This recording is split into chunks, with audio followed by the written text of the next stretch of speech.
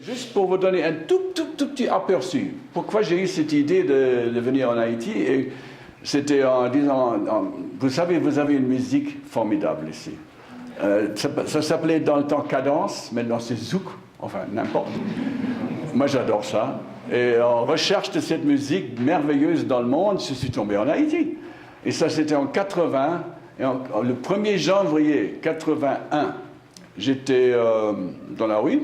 J'étais approché par des jeunes haïtiens, 2 jeunes hommes, un prêtre, il disait, et un autre, et je soupçonnais que c'était peut-être, ils voulaient quelque chose dans la main, mais je suis quand même allé avec eux. Ils ont dit, nous avons un orphelinat, les gens dorment sur la rue, sur la terre, et tout ce qu'ils avaient dit était vrai, c'était impitoyable. Et évidemment, ça m'a touché le cœur. Et je ne savais pas quoi faire. Et j'étais innocent dans le développement, j'avais aucune idée. J'étais enseignant de management, de fabricant de couleurs en Allemagne, aucune idée avec les petits-enfants. Alors, qu'est-ce qu'on faisait? Alors, d'abord, j'ai dû apprendre. Et c'était avec la Welthungerhilfe, M.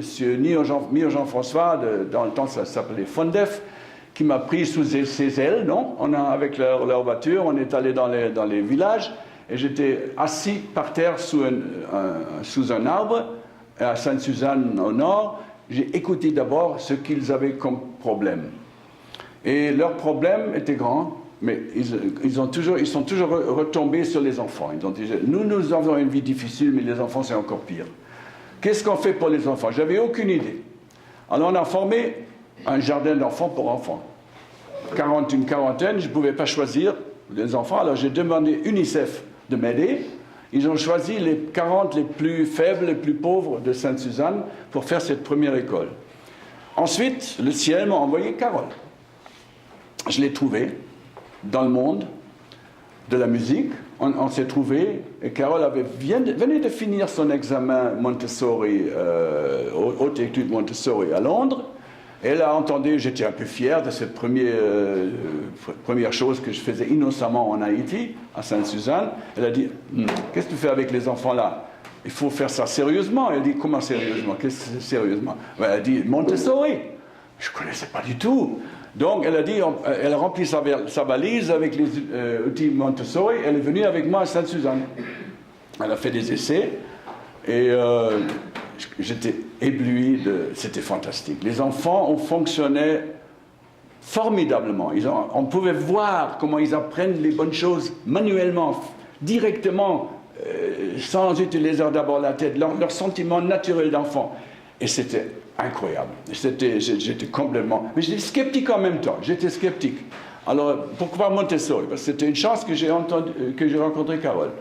Bon, alors je me suis renseigné, mais finalement, j'ai fait même des recherches à l'ONU, et ils m'ont dit, bon, il y a autre moyen, il y a autre système, mais il n'y a rien qui est mieux que Montessori. Même les compétiteurs de Montessori ont dit ça. Alors, bon, je me suis dit, bon, là, je suis tombé dans la bonne direction, par hasard. Hein. Alors, on a fait des premiers essais, ça ne marchait pas, parce qu'on ne peut pas transformer une attitude où l'autre professeur est au centre, et avec un petit bâton, et il dirige les autres enfants, ils chantent merveilleusement bien, c'est joli, mais qu'est-ce que ça donne aux enfants? Bon, c'était complètement une autre philosophie de Montessori. C'est l'enfant qui est au centre, absolument l'enfant, et le professeur est le serviteur des enfants, coordinateur des enfants. Il surveille, il dirige, mais il laisse les enfants apprendre. Cette Madame Montessori, que je ne connaissais pas avant, avait déjà il y a 100 ans une intuition, en observant, elle était docteur en médecine, elle a observé carrément ce qui se passait dans l'éducation, et tout récemment, il y a maintenant les nouveaux développements dans la recherche de ce qui se passe dans nos têtes, hein, comment la tête fonctionne, et surtout quand on est tout petit. Ils ont trouvé vraiment que Mme Montessori a vraiment trouvé la vérité intuitivement ou en observant. Maintenant, c'est scientifiquement prouvé que l'enfant est incroyablement doué, chaque enfant. Mais il faut lui donner la possibilité d'apprendre. Donc, c'est essentiel que les systèmes, à la longue, officiels, j'ose dire, mais je ne me mêle pas dans les politiques des pays, mais certainement pas dans Haïti, mais chaque ministre de l'Éducation était toujours très gentil envers nous, mais entre-temps, je ne vois pas beaucoup de changements encore. Maintenant, ce système ici, à Liancourt, non, pas seulement à Liancourt, quand on a commencé dans différents lieux avec la formation, pour en sortir à peu près que 800 étudiantes et quelques étudiants ont fait leur examen, mais environ 1000 ont passé par cela. Et ça a donné un impact en Haïti qui était senti par tout le monde. Et maintenant, les parents nous demandent. Les parents nous demandent, et l'école qui marche bien, il y a 36 écoles qui marchent bien, d'après c'est ce que j'entends. 2 écoles ici sont à Liancourt, sous la direction de Naomi et sa sœur, les 2 écoles. Et donc, on a eu la chance de trouver un propriétaire de terrain qui nous a vendu un bon terrain pour ça. Vous le voyez directement devant la porte. Et c'est déjà le 2e terrain que j'achète, parce qu'avant, on avait déjà un terrain à Tabar, qui finalement a été vendu par quelqu'un que je ne sais pas par qui, à quelqu'un que je ne sais pas qui. Maintenant, il y a un gros mur autour, mais l'ambassadeur haïtien en Allemagne m'avait dit « Oui, ça se passe en Haïti, alors, si vous voulez. » Mais maintenant, on a un terrain ici, on a un beau joli mur, hein, et tout s'est construit maintenant et va être vivant. Et personne n'osera de nous jeter à la mettre à la porte maintenant. Et surtout que ce sera un modèle. Et c'est déjà, là vous pouvez être fier. Et monsieur l'ambassadeur, son excellence peut être un peu fier parce que c'était influencé par les ouvriers d'Allemagne, et un petit peu avec mon argent évidemment, que ça vient d'Allemagne quand même, avec l'aide des Haïtiens, évidemment, incroyable. Mais ça maintenant c'est considéré globalement comme un modèle. Et l'ambassadeur d'Haïti, qui vient d'ailleurs de Saint-Marc,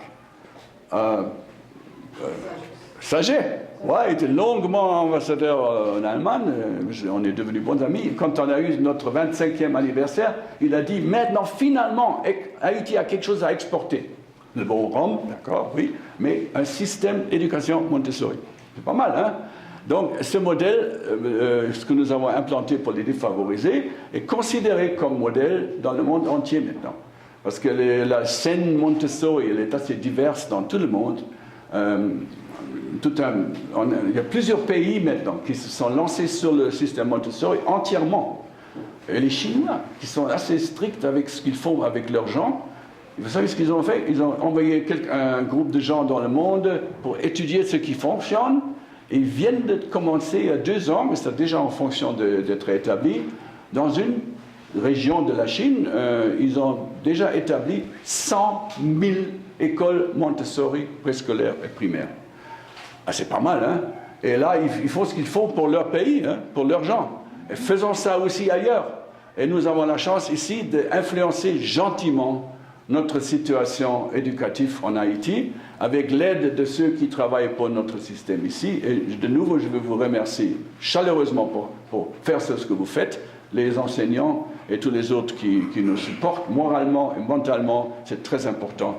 Et les dignitaires de la zone, je suis très content que vous êtes là. S'il vous plaît, donnez-nous votre support moral et mental. C'est nécessaire. On a besoin de vous pour nous renforcer le dos, la situation.